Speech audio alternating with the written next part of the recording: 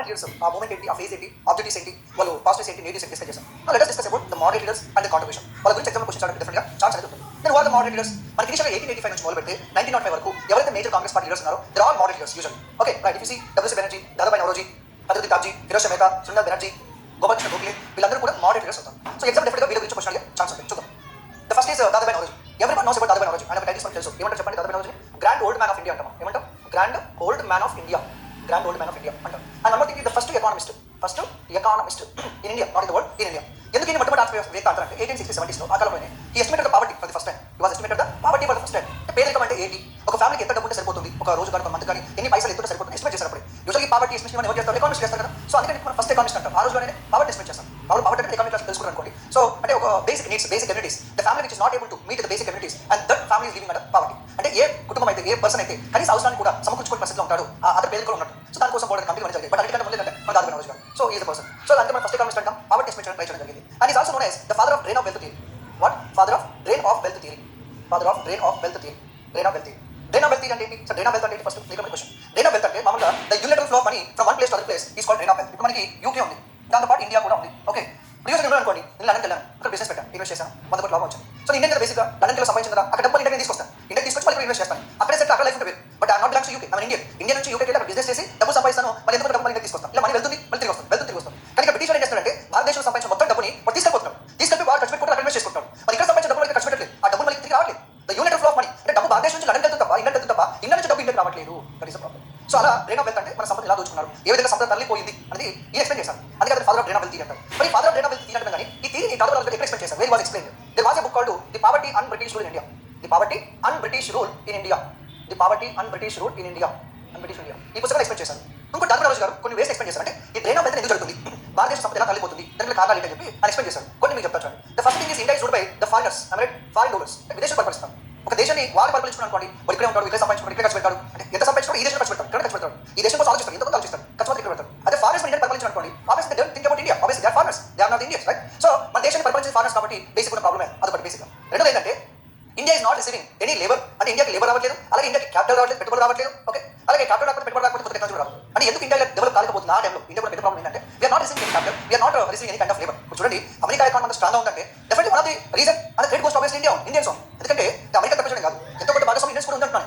US వెళ్తే scientist తీసుకోండి, doctors తీసుకోండి, సిఓస్ తీసుకోండి, నాసా తీసుకోండి, what are the thing UK there are many Indians are they contribution is there. అంటే మన వాళ్ళు అమెరికా కోసం ఎంతో కొంత కాంట్రిబ్యూషన్ డెఫినెట్గా చేస్తున్నారు. అంటే ఇక్కడ నుంచి లేబర్ మైగ్రేట్ అవుతున్నారు. ఓకే, టెక్నాలజీ మైగ్రేట్ అవుతుంది, యూఎస్ నుంచి మన టెక్నాలజీ వస్తారు. సో ఇదేం జరగట్లేదు. ఎందుకు జరగట్లేదు? బ్రిటిష్ భారతదేశం ఇన్వెస్ట్ చేయట్లేదు.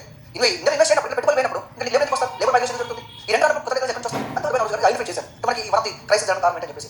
మూడో, what are the money they are running in India, they are building their empire outside India. అంటే అర్థం ఏంటంటే బ్రిటిష్ వాడు ఏ డబ్బులు ఇక్కడ కొలగొడతారో, సంపాదిస్తున్నారో, ఇన్కమ్ అయితే వస్తుందో దాన్ని తీసుకెళ్లి వాడు సామ్రాజ్యం నిర్మించుకున్నారు. ఇండియా బయట సామ్రాజ్యం నిర్మించుకుంటారు. అంటే ఏంటి? ఇక్కడ సంపాదించిన డబ్బులతోని వాడు ఆర్మీ ఎక్స్పాన్షన్ చేస్తున్నారు, వేరే దగ్గర కాలనీస్ ఏర్పాటు చేసుకుంటారు, వేరే దేశం యుద్ధాన్ని చేస్తున్నారు. So they are building empire from India. ఇండియాతో వచ్చిన డబ్బులతోని వాడు ఒక సామ్రాజ్యం నిర్మించుకుంటారు. మీకు తెలుసు most of the British what we called budget. మన బ్రిటిష్ బడ్జెట్ తీసుకుంటే ఇప్పుడు తీసుకున్నాం ఫర్ ఎగ్జాంపుల్, డిఫెన్స్ ఎంత పోతుంది? 12% 13% అనుకోండి, అంత మించి డిఫెన్స్ ఖర్చు పెట్టారు. ఇప్పుడు హ్యూజ్ బడ్జెట్ అంటే 10-15% వెళ్తారు. కానీ అప్పుడు nearly half of the budget will go for defence. మరి బ్రిటిష్ వాడు 100 రూపాయలు ఖర్చు పెడితే సగం డబ్బు డిఫెన్స్ ఖర్చు పెట్టిన తర్వాత మరి మిగతా సగం అగ్రికల్చర్ ఎంత ఖర్చు పెడుతున్నావు, ఇండస్ట్రీస్ ఎంత ఖర్చు పెడుతున్నావు, మరి పేదవాళ్ళ కోసం ఏం లేదు. ఇంకా most of the money go for only administration and this defence only. ఇలాంటి కారణాల వల్ల సో ఈ డ్రైన్ ఆఫ్ వెల్త్ జరుగుతుంది, మన సంపద పోతుందని చెప్పేసి కొన్ని కారణాలు ఎక్స్ప్లెయిన్ చేశాను. కొన్ని కారణాలు మీకు ఎక్స్ప్లెయిన్ చేశాను ఈ విధంగా. సో ఈ విధంగా దాదాపు రాజు గారు ద పావర్టీ అండ్ బ్రిటిష్ పుస్తకంలో ఈ డ్రైన్ ఆఫ్ వెల్త్ గురించి మెన్షన్ చేయడం జరిగింది. Clear, right? సో ఏంటి grand old man of India, father of drain of wealth, unofficial ambassador of India especially UK అన్నమాట. అంటే మన దాదాపు రాజు గారు యూకే పార్లమెంట్ కంటెస్ట్ చేశారు 1892 టైంలో. కంటెస్ట్ చేశారు, ఎంపీ గెలిచారు. ఎస్, ఇది వన్ డౌట్. సరే ఇండియన్ కదా, ఎందుకు అక్కడ బ్రిటన్ పార్లమెంట్ వెళ్ళాలని పోటీ చేశారంటే సింపుల్ థింగ్. అంతమందికి దాదాపు రాజు గారికి ఇక్కడ ఆస్తులు అంటే బిజినెస్ ఉంది, something contract don't know, but business డెఫినెట్గా ఉంది. ఇనిషియల్గా బిజినెస్ చేస్తున్నారు, తర్వాత క్లోజ్ చేశారు. ఎందుకంటే ఒక వైపు బ్రిటిష్ వ్యతిరేకంగా పోరాడుతూ ఇంకో వైపు మన బ్రిటిష్ గట్టి మీద బిజినెస్ చేస్తారు, ఎందుకంటే కట్ట కాదని తర్వాత క్లోజ్ చేశారు. ఆయన దేశం ఏంటంటే సో లండన్కి వెళ్ళి అక్కడ పార్లమెంట్ కంటెస్ట్ చేసి అక్కడ ఎంపీ అయిపోతే we can raise one voice, మన వాయిస్ రేజ్ చేయొచ్చు బ్రిటిష్ పార్లమెంట్లో. So what are issue we are facing India, we can discuss in the parliament British is clear. So అందుకే voice of India journal start చేశారు అక్కడే. అలాగే East Indian Association ఒక organisation స్థాపించారు. అలాగే దాదాపు నౌరోజీ గారితో పాటు మనకి డబ్ల్యూసీ బెనర్జీ కానీ, అదితి తాబ్జీ కానీ ఇలా కొంతమంది కొన్ని కమిటీస్ ఏర్పాటు చేశారు. ఇండియన్ పార్లమెంట్ కమిటీస్ అని చెప్పి అది ఏర్పాటు చేయడం ముగ్గురు కలిసి. So this is about basic information about Dadabhai Naoroji garu. That is other information in examination point of view. So 1851లో ఈ ఆర్గనైజేషన్ ఏర్పాటు చేశారు. Guides on the Mazdayasnee path అంటారు, మజ్దయాన్సీ యాస్నే పాత్ అంటారు. ఇది పాస్కి సంబంధించింది. అలాగే ఇది రాష్ట్ర గోఫ్తర్, ఇది ఒక జర్నల్, రాష్ట్ర గోఫ్తర్. ఇందాక చెప్పినట్టు వాయిస్ ఆఫ్ ఇండియా, ఇది ఒక జర్నల్. ఓకే, దాంతోపాటు దాదాపు నౌరోజీ గారు చాలా వరకు వర్క్ చేశారు. ఎలిఫెంట్స్టోన్ కాలేజ్ వర్క్ చేశారు, లండన్ ఇండియన్ సొసైటీ చెప్పారు, లండన్ ఇండియన్ సొసైటీ ఏర్పాటు చేశారు, ఎస్టాబ్లిష్డ్. అలాగే ఆయన ఈ ప్రిన్సెస్ స్టేట్స్ ఉంటాయి కదా, బరోడా ప్రిన్సెస్ స్టేట్స్ ఉన్నాయి. అలాగే ప్రైమ్ మినిస్టర్ చేసిన రోల్. అలాగే లిబరల్ పార్టీ తరఫున ఇందాక చెప్పాను కదా 1890లో లిబరల్ పార్టీ తరఫున దాదాపు నౌరోజీ కంటెస్ట్ చేశారు. కంటెస్ట్ చేసి అక్కడ గెలవడం జరిగింది. Okay, next the manners and customs of the past అని చెప్పి ఒక పుస్తకాన్ని రాయడం జరిగింది, బుక్ రాశారు. ఓకే, అలాగే the European and Asiatic races, the wants and means of India, the conditions of India, the poverty of ఇవన్నీ ఏంటి అనుకుంటారు? ఇవన్నీ బుక్స్, దాదాపు రోజు రాసిన బుక్స్. ఇయర్స్ ఏం అవసరం లేదు, గుర్తుపెట్టుకోవాల్సిన అవసరం లేదు. బుక్స్ గుర్తుపెట్టుకుంటే చాలు. ఎగ్జామ్ ఎలా అవుతారంటే మీకు లెఫ్ట్ సైడ్ ఒక పర్సన్ ఏమి రైట్ సైడ్ బుక్ నేమ్ ఇవ్వచ్చు. ఫస్ట్ పాస్ క్వశ్చన్ దాదాపు రోజు పుస్తకం ఇస్తారు, దాని పుస్తకం ఇస్తారు. ఏది కరెక్ట్ మ్యాచ్ అంటారు, ఏది కరెక్ట్ మ్యాచ్ అంటారు, అది మిమ్మల్ని మ్యాచ్ అంటారు. First pass question. Second pass question 4 books ఇస్తారు. Which of the following is written by compiled by దాదాపు రోజు. లేదా 4 ఇస్తారు. Which of the following is not compiled అంటారు. ఇప్పుడు 4 ఇచ్చి ఏది కరెక్ట్ ఐడెంటిఫై చేయమని అనుకో కొంచెం ఈజీగా ఉంటుంది, కానీ 4 ఇచ్చి ఏది కరెక్ట్ కాదని అనుకోండి ప్రాబ్లం అవుతుంది. ఎంత ప్రాబ్లం అయితే ఆ 4 3 ఆయన రాష్ట్ర పుస్తకం తెలియాలి, అప్పుడు 4 కాదని చెప్పగలుగుతాం. Next WC Banerjee, everybody knows Umesh Chandra Banerjee అంటారు. Everybody knows is one of the founding member of Congress party. అయితే దాదాపు రోజు డబ్ల్యూసీ బెనర్జీ గురించి కాంబినేషన్ కొన్ని రకాలుగా ఏంటంటే వీళ్ళిద్దరు ఇంగ్లాండ్కి వెళ్ళారు, వీళ్ళిద్దరు ఎలక్షన్స్ కంటెస్ట్ చేశారు. దాదాపు రోజు గెలిచారు, బట్ ఈయన ఓడిపోవడం జరిగింది. వీళ్ళిద్దరు కొన్ని సంవత్సరాల పాటు లండన్లో ఉంటూ పుస్తకాలు రాయడం కానీ, పబ్లిష్ చేయడం కానీ, అక్కడ ఇండియన్ పార్లమెంటరీ కమిటీ ఏర్పరచడం కానీ కలిసి చేశారు.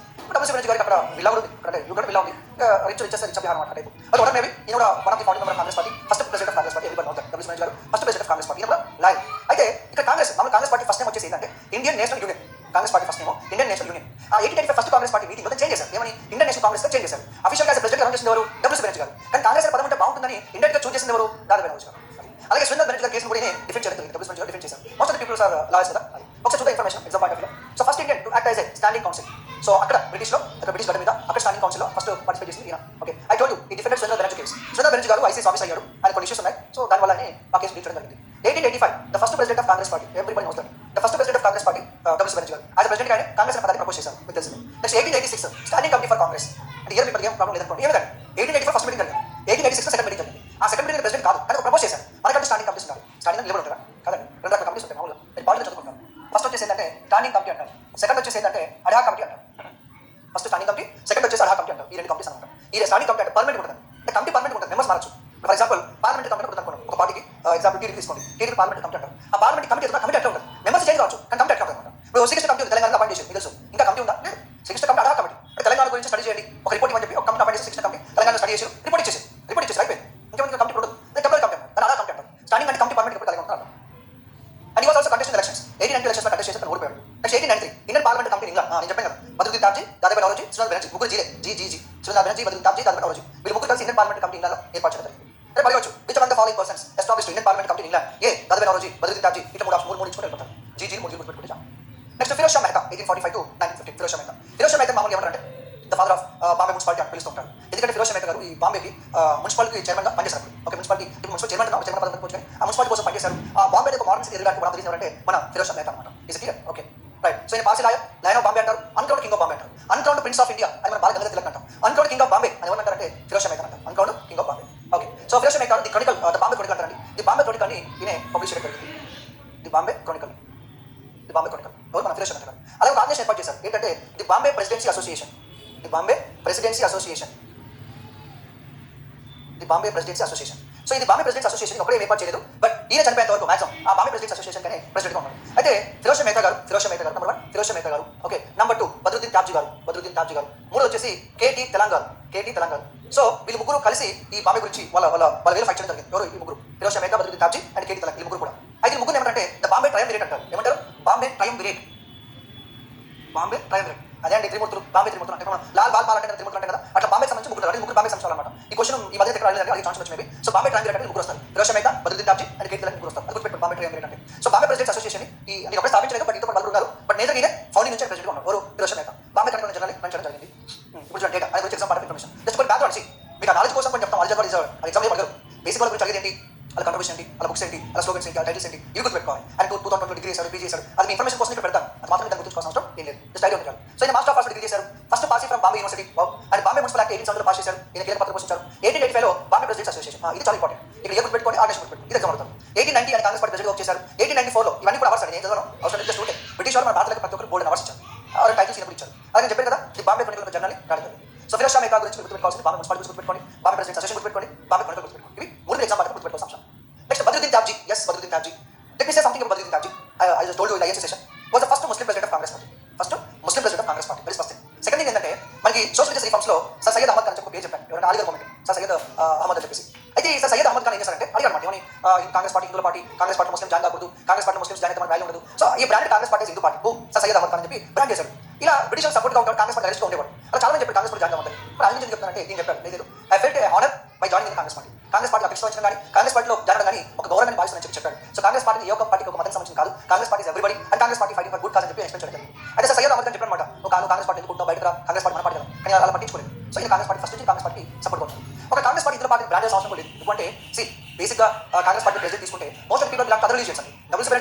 ఇండియన్, గతమైన ఒక పార్సీ, బద్రుద్దీన్ తాబ్జీ ఒక ముస్లిం, జార్జ్ యూల్ ఒక యూరోపియన్. ఇక్కడ హిందూస్ ఎక్కడ ఉన్నారు? ఇక్కడ most of the Congress party presidents అందరూ కూడా అన్ని రకాల వర్గాలు ఉన్నారు. కేవలం ముస్లిమ్స్, హిందూస్ అలాగే కాంగ్రెస్ పార్టీ ఎప్పుడు లేదు. బట్ బేసికల్ లీడర్స్ అలా ఉన్నారు, జనాభా ఎక్కువ కాబట్టి అలా ఫీల్ అవుతుంది తప్ప అంత మించి లేదు. సో ఇది బద్రుద్దీన్ తాబ్జీ గారు బేసిక్ ఇన్ఫర్మేషన్ ఇచ్చారు. కాంగ్రెస్ కోసం వచ్చేసారు. Next he was become judge Bombay high court ఉంది కదా, was the first Muslim judge of Bombay high court and first Indian to become chief justice of Bombay high court. First Indian to become chief justice of Bombay high court. ఇప్పుడు కాదు, independence గురించి చెప్తున్నాను. ఎవరంటే Badruddin Tyabji. Okay, let us see some data about him. So 1895 Bombay presidents association ఫిరాష్ మాతో కలిసి ఇది ఏర్పాటు చేసిందని చెప్పాను. నేను చెప్పాను judge of the Bombay high court, అలాగే చీఫ్ జస్టిస్ అయ్యారు.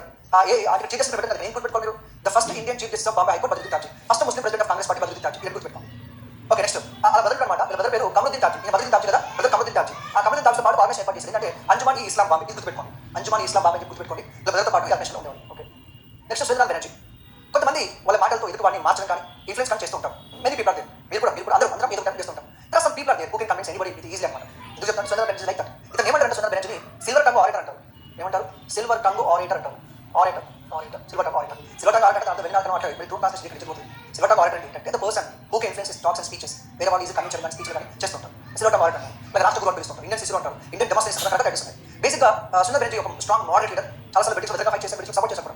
He was become ICS officer, one of the earliest ICS officer, Surendranath Banerjee గారు. అయితే ఈయన ఐసీఎస్ ఆఫీసర్ అయిన తర్వాత పదవి పోయి పరిస్థితి వచ్చింది. ఎందుకంటే మామూలుగా మన హిందువులకు ఇండియన్స్ కాబట్టి బేసిక్గా ఏంటంటే హిందూ మత ప్రకారం హిందూ క్యాలెండర్ ప్రకారం డేట్ ఆఫ్ బర్త్ చూస్తారు.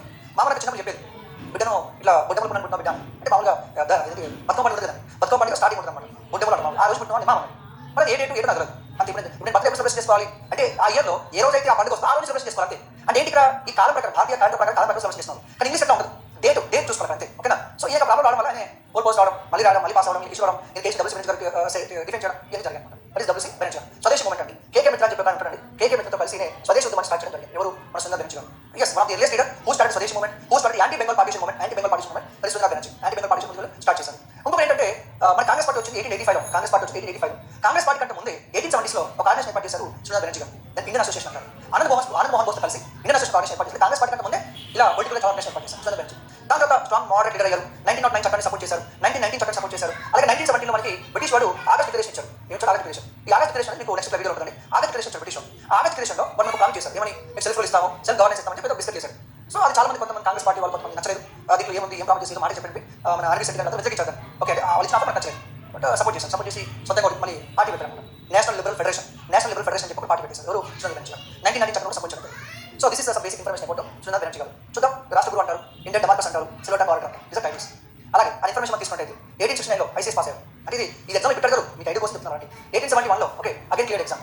ఈ బిట్ గుర్తుపెట్టుకోవాలి. ఖచ్చితంగా ఇయర్తో పాటు గుర్తుపెట్టుకోవాలి. డేట్ అవసరం కానీ ఇయర్తో గుర్తుపెట్టుకోవాలి. 1876 ఇండియన్ అసోసియేషన్ స్థాపించారు. ఎలాంటి home a person called Anand Mohan Bose. So Anand Mohan బోస్తో కలిపి ఇండియన్ అసోసియేషన్ ఏర్పాటు చేయడం జరిగింది. నెక్స్ట్ 1879 ఈ భారత news paper Bengal news paper తీసుకొని మేనేజ్ చేశారు. అలాగే ఫస్ట్ జర్నలిస్ట్ టు ఇంప్రిజన్ భారతదేశంలో మనకు తెలిసినంత వరకు one of the earliest journalist who was arrested. Okay, 1886లో ఆ ఇండియన్ అసోసియేషన్ ని కాంగ్రెస్ పార్టీ మార్చి చేశారు. ఈ bit important. Okay, right. President of INC 1895 పూనాలో, 1900 అహ్మదాబాద్లో కాంగ్రెస్ పార్టీ ప్రెసిడెంట్ ఉన్నాడు. సపోర్ట్ 1999 యాక్ట్ 1917 ఆగస్ట్ డిక్లరేషన్ అని చెప్పాను. బ్రిటిష్ మనకు ఆఫర్ ఇచ్చాడు, అది ఆయన సపోర్ట్ చేశాడు. మరి బయటకు వచ్చి పార్టీ పెట్టని చెప్పాను. ఏంటిది? నేషనల్ లిబరల్ ఫెడరేషన్ ఏర్పాటు చేయడం. అలాగే బెంగాలీ బుక్ రాశారు అనమాట. Nation making. ఇది గుర్తుపెట్టుకోండి. ఈ మొదటి క్వశ్చన్ రాలేదు, మేబీ సార్ రావచ్చేమో. ఈ నేషన్ మేకింగ్ అని చెప్పి పుస్తకం రాశారు. ఇది సురేంద్రనాథ్ బెనర్జీ గారి గురించి basic information. Next Gopalakrishna Gokhale. కొంతమంది ఇతన్ని ఫాదర్ ఆఫ్ నేషనల్ మూవ్మెంట్ అంటారు, కొంతమంది ఇతన్ని ఫాదర్ ఆఫ్ నేషనల్ మూవ్మెంట్ అంటారు. మేబీ గోపాలకృష్ణ గోఖలే గారికి గుర్తుకొచ్చేది గాంధీ గారు. ఎందుకంటే గాంధీ గారికి గురువు గారు. సో ఎవరైతే మన మహాత్మా గాంధీ గారు ఉన్నారో ఆ గాంధీ గారికి గురువు ఎవరంటే గోపాలకృష్ణ గోఖలే గారు గురువు. Okay, right. మరి ఈయన గురువు ఎవరంటే ఎంజీ రనడే, మహాగోవింద్ రనడే. ఎంజీ రనడే గోపాలకృష్ణ గోఖలే గారి యొక్క ఈయన గురువు.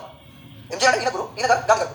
Okay, Gopalakrishna Gokhale strongest moderate leader Gopalakrishna Gokhale గారు. ఇనిషియల్ గా ఈ కాంగ్రెస్ పార్టీ ప్రజలు కానీ లేకపోతే లీడర్స్ మెయింటైన్ చేయడం కానీ, ఉద్యమం చేయడం కానీ, బ్రిటిష్ డీల్ చేయడం కానీ ఇవన్నీ కూడా గోపాలకృష్ణ గోఖలే గారు చేస్తున్నారు. ఈవెన్ నేను సౌత్ ఆఫ్రికా వెళ్ళారు, గాంధీ గారిని కలిసారు, ఉద్యమం చూశారు, మరి గాంధీ ఇండియా ఇన్వైట్ చేశారు. గాంధీ ఇండియాకి వచ్చిన తర్వాత దిశా నిర్దేశం చేసింది గోపాలకృష్ణ గోఖలే గారు. సో ఒకసారి భారతదేశం వెళ్ళు, పరిస్థితి ఎలా ఉన్నాయి, అంచనా ప్రజలు ఎలా కష్టపడుతున్నారు, ఇలాంటి ప్రాబ్లమ్స్ తెలుసుకొని చెప్పేసి గోపాలకృష్ణ గోఖలే గారు గాంధీ గారు చెప్పడం జరిగింది. అయితే ఇక్కడ గోపాలకృష్ణ గోఖలే గారు డిస్కస్ చేస్తుంది ఏంటంటే మనకి 1906 కాంగ్రెస్ పార్టీ సెషన్ చెప్పే ఉంటాను.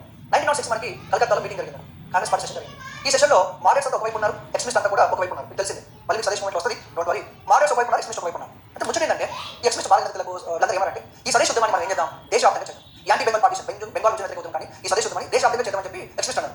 కానీ మోడరేట్స్ వీళ్ళు ఏమంటారు, లేదు ఇది బెంగాల్ పార్టీషన్ కదా, ఇండియా వ్యాప్తంగా ఎందుకు ఉద్యమం చేయాలి, బెంగాల్లో చేస్తే సరిపోతుంది కదా అని చెప్పేసి ఎవరు మన గోపాలకృష్ణ గోఖలే లాంటి వాళ్ళు మోడరేట్స్ అన్నారు. ఓకే, సెకండ్ వచ్చేసి ఎక్స్ట్రీమిస్ట్ ఏమంటారు, వి షుడ్ బాయ్కాట్ ఎవ్రీథింగ్, మన గూడ్స్ బాయ్కాట్ చేద్దాం, సర్వీసెస్ బాయ్కాట్ చేద్దాం, అన్ని బాయ్కాట్ చేద్దాం, ఎఫెక్టివ్ ఉంటుందని చెప్పేసి మన ఎక్స్ట్రీమిస్ట్ అన్నారు. కానీ గోపాలకృష్ణ గోఖలే ఏమంటారంటే లేదు మనం అన్ని బాయ్కాట్ చేస్తే బ్రిటిష్ వాళ్ళకి ఎఫెక్ట్ అవుతుంది అని ఉద్దేశం. అంటే బ్రిటిష్ వాళ్ళని ఇరకాటంలో ప్రాబ్లమ్స్ అనే విధంగా మనతో ఉండకూడదు, టెక్స్టైల్ గుడ్స్ మాత్రం బాయ్కాట్ చేద్దాం. ఇవి బాయ్కాట్ ఎవరైతే తెలిపే ప్రాబ్లం. ఎందుకంటే బ్రిటిష్ వాళ్ళకి మనం అంత ఎక్స్ట్రీమ్గా మనం ఫైట్ చేస్తే అదే భవిష్యత్తు వాడు పాస్ చేసే చట్టాలు మన ప్రోసెస్ ఉండకపోవచ్చు, మనకి ఇవ్వకపోవచ్చు, అంత హార్ష్గా ఫైట్ చేసిన అవసరం ఏమని చెప్పి ఇలాంటి మోడల్స్ చేస్తున్నాం అనమాట. సో గోపాలకృష్ణ గోఖలే గారు ఆ రోజు ఇష్యూ అయిపోయింది. దాని తర్వాత మళ్ళీ ఏంటంటే 1909 మింటో రిఫార్మ్స్ అంటారు. 1909 చట్టం ఉంది కదా, ఆ చట్టం ప్రిపేర్ చేయడంలో సార్ గారి పాత్ర క్లియర్గా ఉందని చెప్పొచ్చు. అది సో స్ట్రాంగ్ మోడరేట్ లీడర్స్ అని చెప్పొచ్చు. అలాగే సర్వెంట్స్ ఆఫ్ ఇండియా సొసైటీని ఆయన ఏర్పాటు చేశారు. Let us see some information about him. So 1889లో కాంగ్రెస్ పార్టీ జాయిన్ అయ్యారు. 1905 కాంగ్రెస్ పార్టీ ప్రెసిడెంట్గా ఉన్నారు. అప్పుడే స్వదేశీ ఉద్యమం స్టార్ట్ అయిందండి. సో ఎప్పుడైతే anti Bengal party resolution pass చేసింది 1905లో బెనారస్లో తను ప్రెసిడెంట్గా ఉన్నారు. Secretary of Deccan education society, visited Ireland and arranged for Irish nationalist Alfred Webb to serve as the president of INC. Okay, see Alfred Webb అనే వ్యక్తి యాక్చువల్గా ఈయన కాంగ్రెస్ పార్టీ ప్రెసిడెంట్గా పనిచేశారు. పనిచేయడం రీజన్ అంటే గోపాలకృష్ణ గోఖలే గారు. 1899 బాంబే లెజిస్లేటివ్ కౌన్సిల్ మెంబర్ అయ్యారు. అలాగే 1901 imperial council of government member అయ్యారు. అలాగే 1908 ఎనిమిది ఏం అవసరం లేదని జస్ట్ 5 కోసం ఆయన మెంబర్ అని చెప్పండి. 1908 founded Ranade institute of economics. చెప్పాను కదా గోపాలకృష్ణ గోఖలే గారు గురువు అంటే మా గొంతు ఆయన పేరు ఇన్స్టిట్యూట్ పెట్టారు. Founded Ranade institute of economics. 1909 Minto Mala reforms అంటే ఆ చట్టం పాస్ చేసే ముందు బ్రిటిష్ వాళ్ళు కలిసి తనకు ఇంప్రెస్ ఇచ్చారు గోపాలకృష్ణ గోఖలే గారు. అది అలాగే 1912లో సౌత్ ఆఫ్రికాకి వెళ్ళారు. అలాగే జర్నల్ పబ్లిష్ చేశారు ఆయన ద హితవాద అనే జర్నల్ పబ్లిష్ చేసింది గోపాలకృష్ణ గోఖలే గారు. ఓకే, దాని తర్వాత జర్నల్ జ్ఞానప్రకాష్, అలాగే మహారత్న, అలాగే సార్వజనిక సభ ఈ పత్రిక కోసం ఆయన వర్క్ చేశారు. అలాగే ఇతన్ని డైమండ్ ఆఫ్ ఇండియా అన్నారు. అలాగే గోఖలే మై పొలిటికల్ గురు, మన గాంధీజీ గారు కదా, గాంధీజీ గారు పుస్తకం రాశారు అంటే ఆయన మీద గోఖలే మై పొలిటికల్ గురు అని చెప్పేసి ఇలా గోపాలకృష్ణ గోఖలే గురించి కొంతమంది మాట్లాడారు. అలాగే గాంధీ స్టేట్మెంట్ చూడండి గోపాలకృష్ణ గోఖలే తన గురు గురించి. Pure as a Christian, Christian అంతా ప్యూర్గా ఉంటాడు. జెంటిల్ యాజ్ ఎ ల్యాంబ్, ఒక ల్యాంబ్ అంతా జెంటిల్ స్మూత్గా ఉంటాడు. Brave as a lion, lion లాంటి ధైర్య సాహసాలు ఉన్నాయి. And chivalrous to a fault and the most perfect man in the political field. So Gandhiji ఎట్లా గురు కాబట్టి ఒకటి క్లియర్గా ఉంటాడు, ధైర్యంగా ఉంటాడు, ఎటువంటి ఫాల్స్ పెద్దగా ఉండవు, పర్ఫెక్ట్ మనిషి అంటే గోపాలకృష్ణ గోఖలే అని చెప్పేసి చెప్పాడు. సో డెఫినెట్ ఎగ్జాంపుల్ ఈ స్టేట్మెంట్ ఇచ్చి ఎవరి గురించి అంటాడు గోపాలకృష్ణ గోఖలే గురించి. ఈ స్టేట్మెంట్ ఇచ్చి ఎవరు ఇచ్చారు అంటాడు, ఎవరు ఇచ్చారు గాంధీ గారు ఇచ్చారు. స్టేట్మెంట్ మొత్తం చెప్పవచ్చు, సగం పదాలు ఇవ్వచ్చు. Gandhi said he was pure as a Christian అని అంటాడు. ఎవరు గురించి అంటారు ఒక పదం ఇవ్వచ్చు, మొత్తం గుర్తుపెట్టుకొని ఒక్కొక్క పదం కూడా ఎగ్జామ్ అడిగే ఛాన్స్ ఉంటుంది. So this is about Gopalakrishna Gokhale. వీళ్ళందరూ కూడా ఎవరండి మోడరేట్ లీడర్స్. మీరు గుర్తుపెట్టుకోవాల్సింది వాళ్ళు ఏం స్థాపించారు, ఓకే వాళ్ళ జర్నల్స్ ఏంటి, బుక్స్ ఏంటి, ఏ పదం వేస్తే ఆ పదవి ఏంటి, ఇలాంటి విషయాలు మీరు గుర్తుపెట్టుకోండి.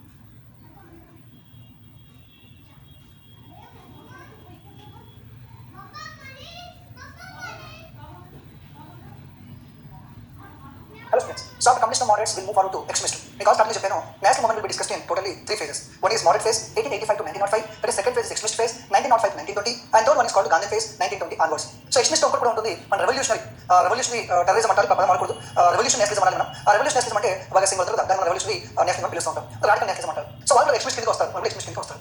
ద ఫస్ట్ థింగ్ ఏంటంటే ఎక్స్ట్రీమిస్ట్ ఎవరు, వాళ్ళు ఎందుకు ఎక్స్ట్రీమిస్ట్ అంటారు. ఇప్పుడు ఆవేశపాలని ఎందుకు ఆవేశపాలు అంటారు, ఆవేశంగా ఉంటారు కాబట్టి. అంటే పర్సన్ యొక్క మెంటాలిటీ, బిహేవియర్, వాళ్ళు తీసుకునే నిర్ణయాలు, వాళ్ళు మాట్లాడే విధానం కానీ, ఒక దాన్ని చేయడానికి ఎంచుకున్న మార్గం కానీ ఇవన్నీ బేస్ చేసుకొని ఇతను ఆవేశపడు, ఇతను ఆవేశంగా మాట్లాడతాడు, ఇతను శాంతిగా మాట్లాడతాడు. ఏదైనా మహేంద్ర సింగ్ ధోని అనుకోండి, ధోనికి కోహ్లీకి చాలా తేడా ఉంది. మహేంద్ర సింగ్ ధోని ఏంటంటే స్టేడియంలో పిలుపడ్డప్పుడు అట్లా నవ్వుకుంటాడు, స్మైల్ గోయింగ్ పర్సన్. లోపల ఎఫెక్ట్ అంతా ఉంటుంది. రేస్ గురించి శృతి హాసన్ ఎట్లా మహేంద్ర సింగ్ ధోని అట్లా స్టేడియం ఉంటాడు, లోపల ఫీల్ అవుతుంది, బయట చూపెట్టాలి. So cool person, what maybe it cool person. Kohli is different person, very aggressive. Stage match కలిసి అగ్రెసివ్ ఉంటారు. అంటే ఇద్దరు ఇంటి కోసం ఆడుతున్నారు, ఇద్దరు కోసం ఫైట్ చేస్తారు, ఇద్దరు కెప్టెన్స్, ఇద్దరు లక్ష్యం ఒకటే మ్యాచ్ గెలవాలి. కానీ వాళ్ళు ఎంచుకున్న వాళ్ళ బిహేవియర్ తేడా ఉంటుంది కదా. సేమ్ మోడరేట్స్ అంటే ఎంఎస్ ధోని లెక్క అనమాట. అంటే పూర్తి కంపారిజన్ చేయడం కూల్ గోయింగ్ పర్సన్స్ అనమాట, చూద్దాం ఉంటారు. సో కోహ్లీ రాడికల్ ఎక్స్ట్రీమిస్ట్ లెక్క అనమాట. ప్లేయర్స్ ఒక గోల్ పెట్టుకోవడం, అగ్రెసివ్గా ఉండడు, కొంచెం స్లెడ్జింగ్ చేయడం, సో కఠిన తీసుకునేటువంటి కూడా కోహ్లీ దగ్గర ఉంటాయి. సో ఆ రకంగా కంపేర్ చేసుకోవచ్చు. సరే మరి ఎక్స్ట్రీమిస్ట్ ఎందుకు మారి అనుకోవచ్చు. సి కాంగ్రెస్ పార్టీలో 1905లో సడన్గా ఎక్స్ట్రీమిస్ట్ రాలేదు.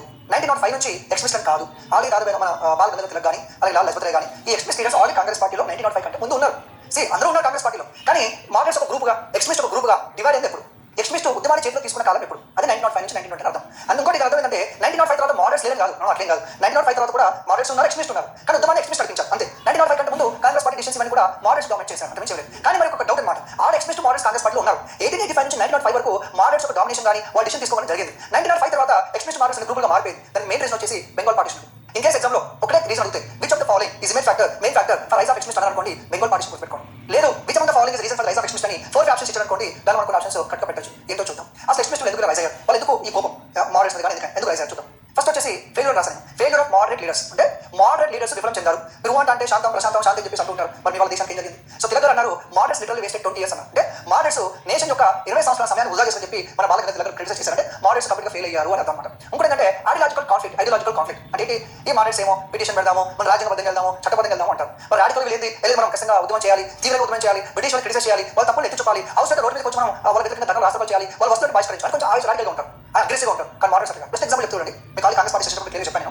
1906 కలకత్తాలో సెషన్ జరిగింది కాంగ్రెస్ పార్టీ. దాదాపు గారు ప్రెసిడెంట్. మీకు చెప్పాను ఎక్స్ట్రీమిస్ట్ ఏమంటారు, బ్రిటిష్ సంబంధించిన ప్రతి మనం బైకాట్ చేయాలి. Not textile we have to boycott everything, even not only goods and goods but also services also. వాళ్ళ బ్యాంకులు కానీ కాలేజ్ కానీ ఏదంటే ఆ బ్రిటిష్ వాళ్ళు మనం బైకాట్ చేయాలి అంతే అని ఎక్స్ట్రీమిస్ట్. మోడరేట్స్ అంటే హే అంత విషయం ఉంటే ఎట్లా అంటే ఎందుకు బైకాట్ చేయాలి, బ్రిటిష్ వాళ్ళు మొత్తం బైకాట్ చేసి మన పరిస్థితి ఫ్యూచర్లో మనకి ఇవ్వాల్సి ఇవ్వాలని చెప్పి కొంచెం భయపడి బ్రిటిష్ మనకి ఇవ్వరేమో. సో అట్లా ఈ మోడరేట్స్ యొక్క మెంటాలిటీ ఉందన్నమాట. సో అలాంటి ఐడియాలజీ డిఫరెన్స్ అనేది ఉంది ఇద్దరికి. వీళ్ళు అగ్రెసివ్ వెళ్దామని వాళ్ళు అగ్రెసివ్ అవుతుందని చెప్పేసి realization. Many people realize the true nature of the British.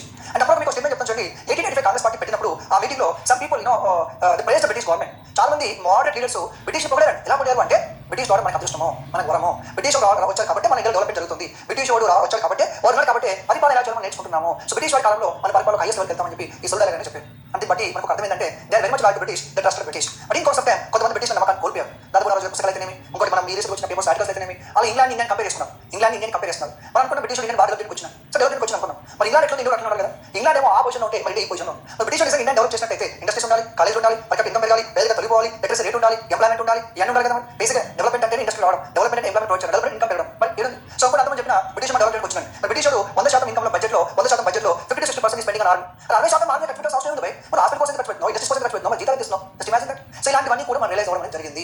Indians realise the true nature of British. That is important. Okay, next external factors.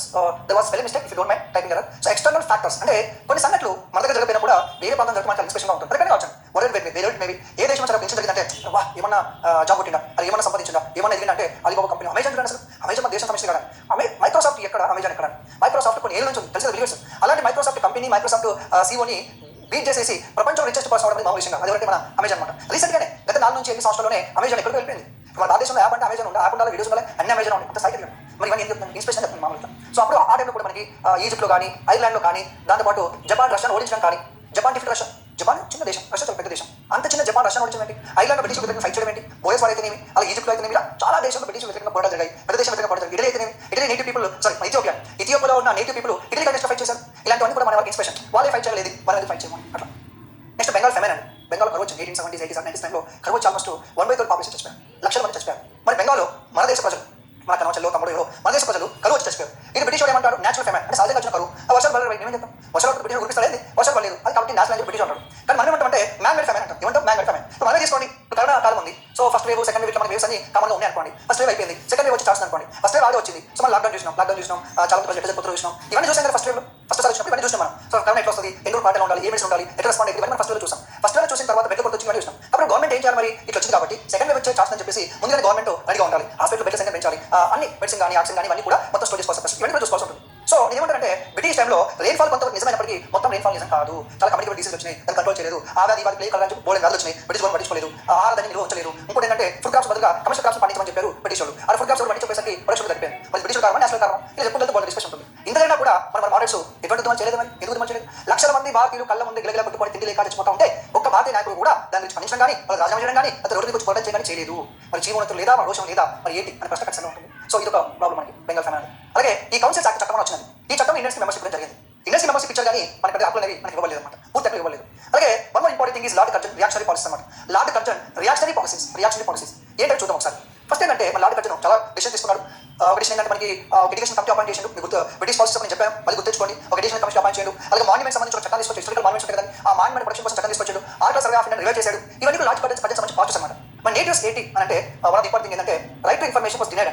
సమాచార హక్కు చట్టాన్ని మనకి ఇవ్వలేదు, మనకు కోల్పోవాల్సిన పరిస్థితి వచ్చింది. అక్కడ ఏం చట్టం తీసుకొచ్చినట్టు మనడు అఫీషియల్ సీక్రసీ యాక్ట్ తీసుకొచ్చాడు. ఏం తీసుకొచ్చాడని అఫీషియల్ సీక్రసీ యాక్ట్ తీసుకొచ్చాడు.